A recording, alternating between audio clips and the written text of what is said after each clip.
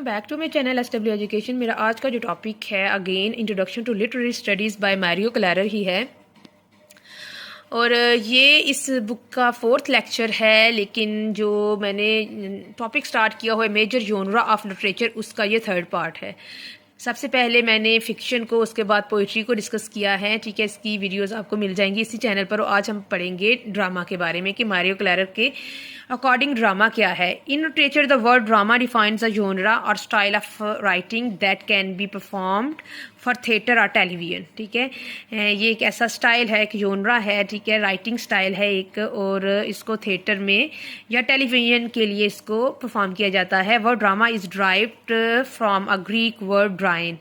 इसको जो word drama है एक ग्रीक वर्ड से इसको ड्राइव किया गया है, विच मीन्स टू एक्ट, जिसका मतलब है एक्ट करना, परफॉर्म करना। Thereby referring to a performance और रिप्रेजेंटेशन बाय एक्टर्स, ठीक है, जिसको परफॉर्म करते हैं, एक्टर्स परफॉर्म करते हैं, ठीक है। There are 3 interdependent levels of drama, और ड्रामा के 3 इंटरडिपेंडेंट लेवल्स हैं जो कि आपस में लिंक्ड होते हैं। ये सबसे पहला है text. Within the textual dimension of drama the spoken word serves as the foundation of dialogue, ठीक है।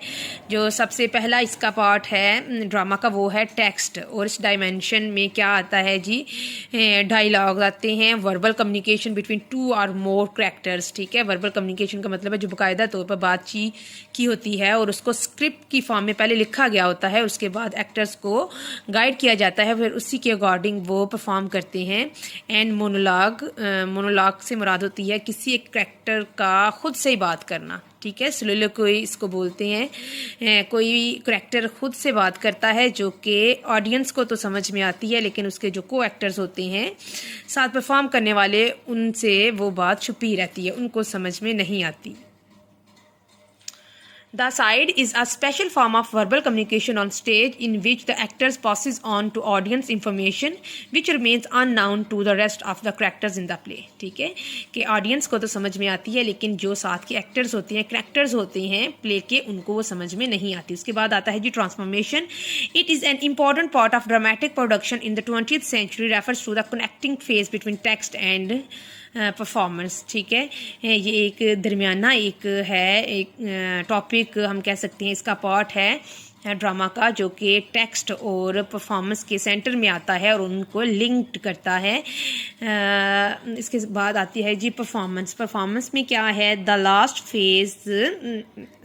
Phase the performance centre around the actors, और जो परफॉर्मेंस है वो किसके अराउंड घूमता है, एक्टर्स के गिर्द, क्योंकि एक्टर्स ही परफॉर्म करते हैं ना प्ले को।